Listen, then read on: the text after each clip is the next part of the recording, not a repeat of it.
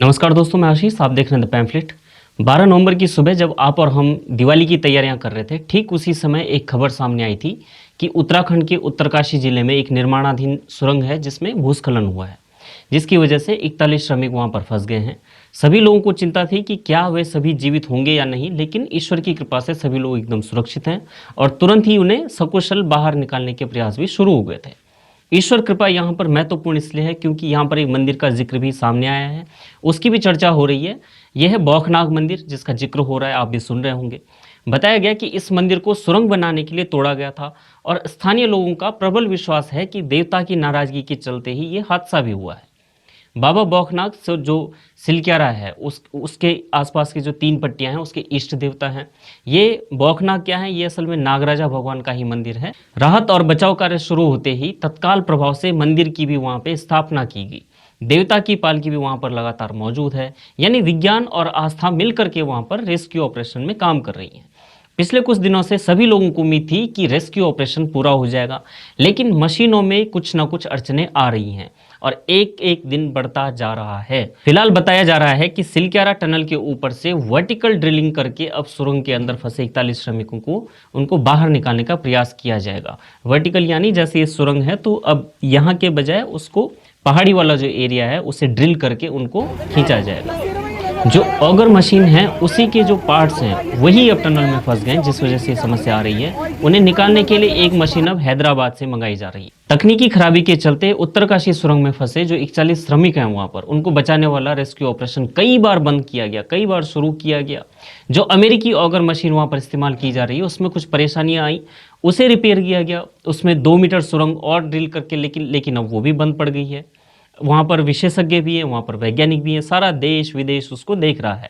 विदेशी मीडिया भी इस ऑपरेशन को कवर कर रहा है।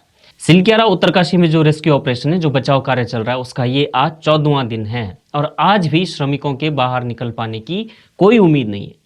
प्रश्न ये उठता है कि आखिर 14 दिन तक कोई बचाव कार्य कैसे चल रहा है, इतने दिन आखिर क्यों लग रहे हैं। सवाल तो ये भी होना चाहिए कि जिस उत्तराखंड के दूरस्थ इलाकों में, दूरस्थ गाँव में सड़क और बिजली पहुंचने में ही आज़ादी के बाद 75 साल लग गए, वहां पर क्या किसी रेस्क्यू ऑपरेशन इसको इतने दिन लग जाना कोई बहुत बड़ी बात है क्या? हम इस पर भी अभी आएंगे, लेकिन पहले अगर आप इस भौगोलिक एरिया को देखेंगे जहां पर ये सुरक्षा, ये जो बचाव दल चल रहा है, तो वो एकदम हिमालयन रेंज है। यमुनोत्री और गंगोत्री के बीच की इस पहाड़ी को आप मान लीजिए, जो दोनों को लिंक करती है। टूरिस्ट हो गए, जो यात्री हो गए, उस रूट पर, यात्रा रूट पर ही मान लीजिए इसको। पहाड़ों के बीच में ये एकदम इलाका है। वहाँ की भौगोलिक स्थितियाँ बहुत आसान नहीं हैं। पहाड़ के बिल्कुल बीचों बीच घिरे हुए इस इलाके में दिन में धूप तो निकलती है, लेकिन शाम होते ही तापमान तेजी से गिरने लगता है। धूप भी इन जगहों पर ऐसे नहीं आती जैसे शहरों में होता है, जैसे प्लेन्स में, मैदानों में होता है। यहाँ पे धूप आती है, वो 2 से 3 घंटे तक रहती है ज़्यादा से ज़्यादा। उसके बाद जो जो नमी है, जो पाला जिसको कहते हैं पहाड़ों में, वो वहाँ पे गिरने लगता है और ठंड बहुत ज़्यादा बढ़ जाती है। धूप ढलते ही वहाँ पर ठंड बढ़ जाती है।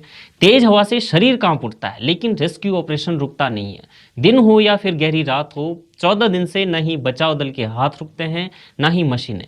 फिर भी इतने दिन क्यों लग जाते हैं? उत्तरकाशी जिले की यमुनोत्री नेशनल हाईवे पर धरासू और बड़कोट के बीच सिलक्यारा जगह पड़ती है। यानी अगर यात्री यमुनोत्री से आकर के गंगोत्री जा रहे हैं तो उन्हें उस जगह के बीचों बीच वहाँ पर एक राड़ी टॉप नाम से वहाँ पर एक पहाड़ी है, वहीं पर ये आसपास ही इलाका मिलता है। यहीं पे निर्माण कार्य चल रहा है। ये करीब 4531 मीटर लंबी सुरंग है, जिसमें सिलक्यारा की तरफ से 2340 मीटर और बड़कोट की तरफ से 1600 मीटर निर्माण हो चुका है। अगर आपने कभी पहाड़ों में ट्रैवल किया हो तो क्या आपने कभी वो घुमावदार मोड़ देखे हैं जिनमें बसें तक नहीं जा पाती हैं? आप इसका अंदाजा इस बात से लगाइए कि अगर आपके पास स्विफ्ट डिज़ायर है या फिर होंडा सिटी है या अमेज है, वो 1 से 2 किलोमीटर आगे भी नहीं बढ़ पाती, उनमें दिक्कतें आती हैं। तो आप सोच करके देखिए कि इतनी भारी मशीनें सिलक्यारा जैसी जगह तक कैसे पहुंच पा रही होंगी।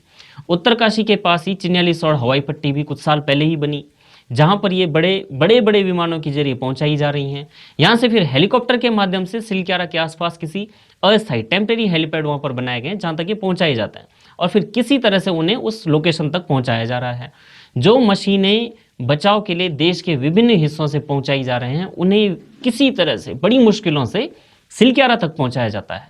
पहाड़ी सड़कों में कितनी मुश्किलें झेलनी पड़ती होंगी, आप इसका अंदाजा लगा के देखिए। हकीकत तो ये भी है कि देश विदेश में जिस चीज़ पर चर्चा हो रही है, सिलक्यारा में जिस चीज़ को लोग आज देख रहे हैं, वो तो पहाड़ों में रहने वालों की रोज की कहानी है।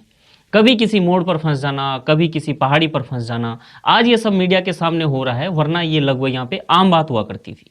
अब सिलक्यारा की सुरंग के नाम पर हिमालय के हितैषी पर्यावरणविद भी जाग चुके हैं। एक बार फिर से ये लोग इस सिलक्यारा सुरंग के केस को अपनी केस स्टडी में तब्दील करने की योजना भी बनाने लगे हैं। मगर वास्तविकता यही है कि यही सुरंगें हमारे पीढ़ियों पुराने जनजीवन को सुगम बना रही हैं। यही रेल सड़क परियोजनाएं हमारे पहाड़ों में रोजगार भी लेकर के आ रही हैं। इन्हीं सड़कों पर हमारा पर्यटन उद्योग भी फल फूल रहा है। इन्हें रोकने वालों का भी और इस पर चलने वालों का भी, दोनों ही किस्म के लोगों का इन निर्माणों के कारण फायदा होता है। पिछले साल जिन लोगों ने जोशीमठ में उत्पात मचाया था, उनसे पूछिए कि वो यात्रा सीजन के वक्त क्यों मौन थे। अब एक बार फिर वो लोग अपनी क्रीज सजाने लगे हैं। आप प्रश्न पूछिए कि जोशीमठ की जिन सड़कों को लेकर के हिमालय को वो लोग खतरनाक बताते थे, जिन सड़कों को, उन्हीं सड़कों ने वहां रहने वाले लोगों की जिंदगी को किस तरह से बदल दिया है। पहाड़वाद करना बुरा नहीं है, लेकिन पहाड़वाद को अपने एजेंडा की ढाल बनाना, जब आप उसको अपना लक्ष्य बना लेते हैं कि हमारा एजेंडा है, तो फिर स्थानीय लोगों को ये यकीन दिलाने का प्रयास करते हैं वे लोग कि विकास उनके लिए आफत लेकर के आ रहा है। ये निहायती धूर्तता है। ये धूर्तता स्पष्ट भी हो जाती है जब आप यात्रा सीजन में आप अपने ट्विटर अकाउंट को चमकाने पे लगे रहते हैं, और जैसे ही आपको लगता है कि अब ठीक है, अब 2-3 महीनों का आपको विराम मिला हुआ है, उसमें आप अपना एजेंडा चलाएंगे, तो धूर्तता स्पष्ट हो जाती है। असलियत यही है कि इन पर्यावरणविदों को जगाने के लिए भी सिलक्यारा की इस सुरंग में गर्जना का होना जरूरी था। इन्हीं सुरंगों से उनका भी रोजगार चलता है। यह भी नहीं भूलना है कि ऐसी घटनाओं का यह आशा नहीं होता कि विज्ञान, आस्था और पहाड़ साथ नहीं चल सकते। विज्ञान और आस्था सबसे बेहतरीन उदाहरण इस चीज का सिलक्यारा की ये सुरंग ही है। विकास को विनाश कहने वालों से भी आप आवश्यक दूरी बना करके रखिए। यही निर्माण हमारे रोजाना के जीवन को सुगम बनाते हैं। यदि ये निर्माण नहीं होंगे तो हम अस्पताल, सड़क और संसाधन की ही बहस में अपनी उम्र खपाते रह जाएंगे, थ्रेड बनाते रह जाएंगे सोशल मीडिया पर, और कहते रह जाएंगे कि सरकार ने हमारे लिए ये नहीं किया है, वो नहीं किया है।